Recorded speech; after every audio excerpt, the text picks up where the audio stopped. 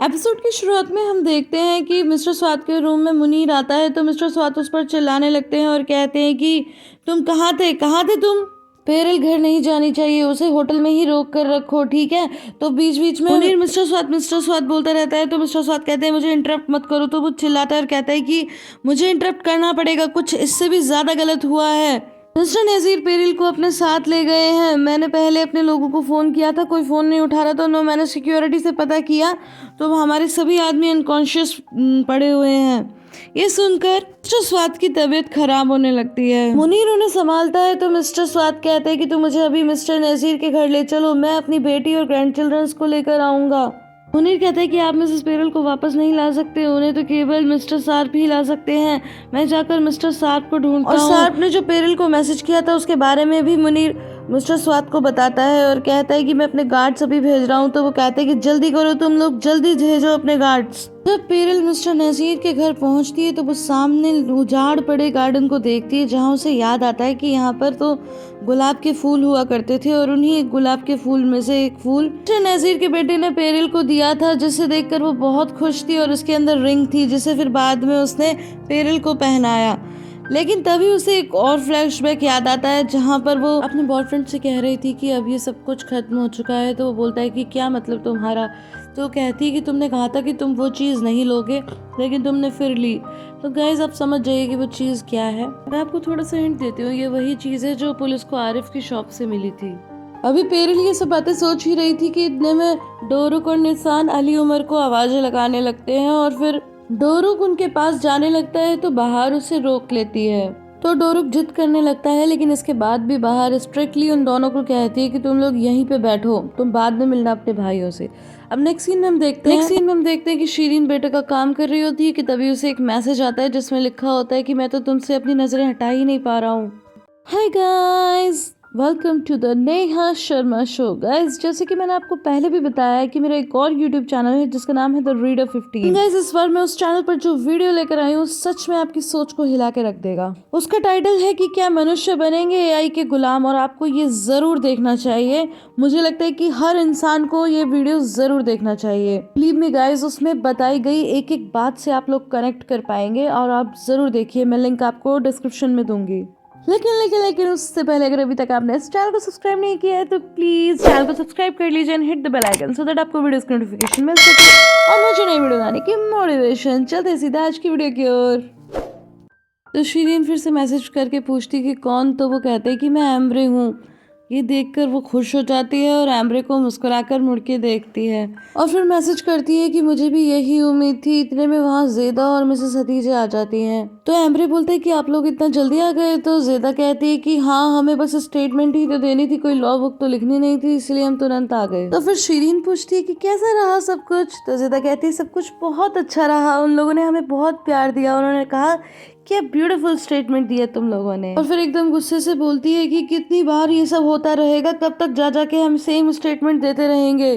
फिर ज़्यादा जाने लगती है तो एम्ब्रे कहता है कि क्या तुम ठीक हो। तो वो कहती है कि हाँ मैं ठीक हूँ। तो वो कहता है कि अगर तुम चाहो तो जल्दी घर जा सकती हो अगर तुम्हारा मूड ठीक नहीं है, पर वो मना कर देती है।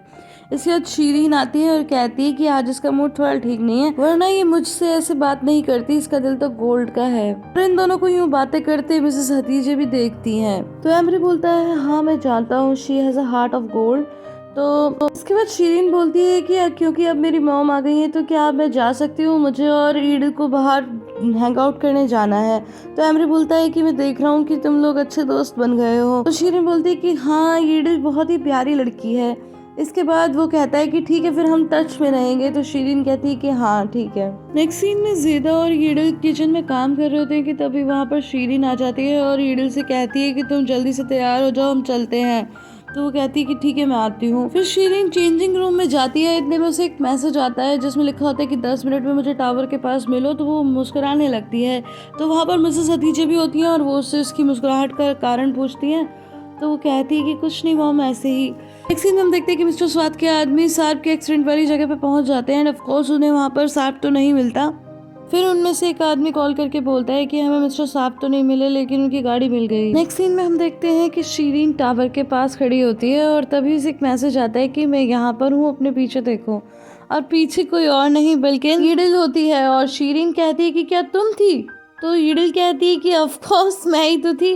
तो फिर शीरीन कहती है लेकिन मैंने तो देखा था कि एम्बर मैसेज पढ़ रहा है और वो मैसेज कर भी रहा था। तो ईडिल बोलती है क्योंकि मैं उसे भी साथ के साथ मैसेज कर रही थी ना, ताकि तुम्हें लगे कि वो मैसेज पढ़ रहा है, जवाब दे रहा है। तो गाइस इतनी देर से शीरीन जिससे बात कर रही थी वो एम्बर नहीं बल्कि ईडिल थी। ये सुनने के बाद शीरीन भी बहुत हंसती है और फिर वो दोनों इस तरह बात करते हुए टहलती हुई निकल जाती है। नेक्स्ट सीन में हम देखते हैं कि मिस्टर साद के आदमी सार्प के पास पहुंचते हैं, लेकिन तब तक वो पूरी तरह अनकॉन्शियस हो चुका होता है। अब नेक्स्ट सीन में हम देखते हैं कि शीरीन और ईडिल फाइनली ज्वेलर के पास पहुंच ही जाती हैं। ईडिल ज्वेलर से कहती है कि तुम इसका ब्रेसलेट दे दो क्योंकि इसे वापस चाहिए। तो ज्वेलर कहता है कि ये क्या बकवास है। तो कहती है कि अगर तुमने नहीं दिया तो वो मुझे पुलिस के पास भेज देगी, फिर मुझे जेल में जाना पड़ेगा। मुझे पता नहीं था कि घर में कैमरे हैं, इसने सब कुछ देख लिया है। तो कहती है सिर्फ तुम्हें जेल नहीं जाना पड़ेगा बल्कि तुम दोनों को जेल जाना पड़ेगा। ज्वेलर फिर भी देने में आनाकानी करने लगता है। तो शीरीन बोलती है कि तुम्हें पता है मुझे ये ब्रेसलेट किसने गिफ्ट किया था? मिस्टर स्वात ने। इसके बाद ईडिल खूब रोने धोने का नाटक करती है और ज्वेलर सारे डायमंड्स लाकर दे देता है। तो कहती है कि ठीक है अभी चेक करते हैं। और तुम रो क्यों रही हो? एक तो तुमने चोरी की है और ऐसे आदमी को पार्टनरशिप की है। उसके बाद अब शीरीन जाने लगती है तो ज्वेलर कहता है कि मेरे पैसे दो। तो कहती है कौन से पैसे? तो बोलता है वही जो मैंने ईडिल को दिए हैं। तो शीरीन कहती है कि फिर तो तुम्हें पुलिस के पास जाना चाहिए, वहीं पर तुम्हें न्याय मिलेगा। कहता है ठीक है कोई बात नहीं।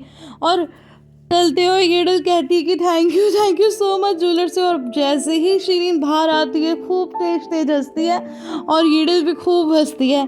तो गाइस इसी को कहते हैं कि राम मिलाए जोड़ी, एक काना एक कौड़ी। ज़ेदा ने एकदम सही कहा था, हमें आखिरकार शीरीन की दूसरी बहन मिल ही गई। नेक्स्ट सीन में हम देखते हैं कि मिस्टर स्वात के आदमी सार्प को ले जा रहे होते हैं और सार्प अभी बाहर को याद कर रहा होता है कि जब वो पहली बार मिले थे, कैसे उन्होंने शादी की थी वगैरह वगैरह। तो गाइस यहाँ पर भी उसे पेरिल का ख्याल एक बार भी नहीं आता, हालांकि अभी भी वो पेरिल की वजह से ही बच पाया है। और पेरिल को तो छोड़िए, उसे अपने बच्चों की भी याद नहीं आती है। बहुत ही अजीब बात है। नेक्स्ट सीन में हम देखते हैं कि सार्प हॉस्पिटल में होता है और तभी वहाँ मुनीर आता है और सार्प के पूछने पे बताता है कि वो कुछ घंटों से हॉस्पिटल में है। फिर सार्प बच्चों का और बाहर का पूछता है तो वो कहता है कि आप चिंता मत कीजिए, हम दोनों साथ में जा करके लेके आएंगे। तो कहता है साथ में जाके लेके आएंगे मतलब? तो वो कहता है कि अब सब खत्म हो चुका है। और फिर नजीर ने जो कुछ भी किया वो सब बताता है। सब सुनने के बाद सार्प खुद ही उठकर जाने लगता है तो मुनीर उसे रोक लेता है। नेक्स्ट सीन में हम देखते हैं कि मिस्टर नजीर बाहर और बच्चों के साथ डिनर कर रहे होते हैं कि तभी एकदम से डोरुक बोलता है अंकल क्या आपका कोई बच्चा है? तो फिर बाहर कहती है कि डोरुक तुम खाने में कुछ और लोगे? तो फिर मिस्टर नजीर बोलते हैं कि हाँ है। तो फिर डोरुक फिर से पूछता है कि वो कितना बड़ा है? तो कहते हैं कि बड़ा है। कितना बड़ा? तो फहर कहती है कि डोरुक तुम खाना खाओ। वो बीच बीच में उसे टोकती रहती है। इंसान फोटो की तरफ देखकर कहती है कि क्या ये वही है? तो मिस्टर नजीर कहते हैं कि हाँ। लेकिन डोरुक फिर पूछता है कि उसका नाम क्या है और अभी भी बाहर उसे रोक ही रही थी कि मिस्टर नजीर कहते हैं कि उसका नाम मार्ट है। तो वो बोलता है कि वो कहाँ रहता है? तो फिर मिस्टर नजीर कहते हैं कि वो अब नहीं रहा। तो इसके बाद डोरुक अपनी चेयर से उठता है और मिस्टर नजीर के कंधे पर अपना सर रखकर खड़ा हो जाता है। नेक्स्ट सीन में हम देखते हैं कि सार्प और मुनीर गाड़ी में जा रहे होते हैं। सार्प बोलता है कि पेरिल से कहना कि आज रात के बाद जब मैं नहीं रहूंगा तो वो बिल्कुल उदास ना हो और मैं बहुत ही ज्यादा कृतज्ञ हूँ जो कुछ भी उसने मेरे लिए किया।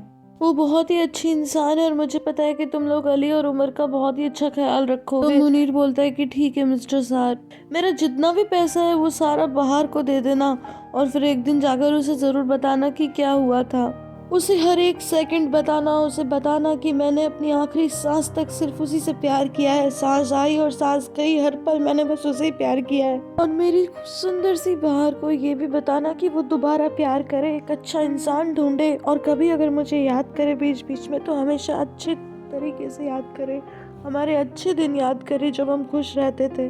फाइनली सार्प मिस्टर नजीर के घर पहुंच ही जाता है और तभी उन्हें गार्ड्स रोकते हैं। तो वो बोलता है कि जाओ अंदर जाके बताओ कि मैं आया हूँ, वो मेरा इंतजार कर रहे हैं। तो वो बोलते हैं कि तुम कौन हो? तो वो कहता है सार्प चश्मिली।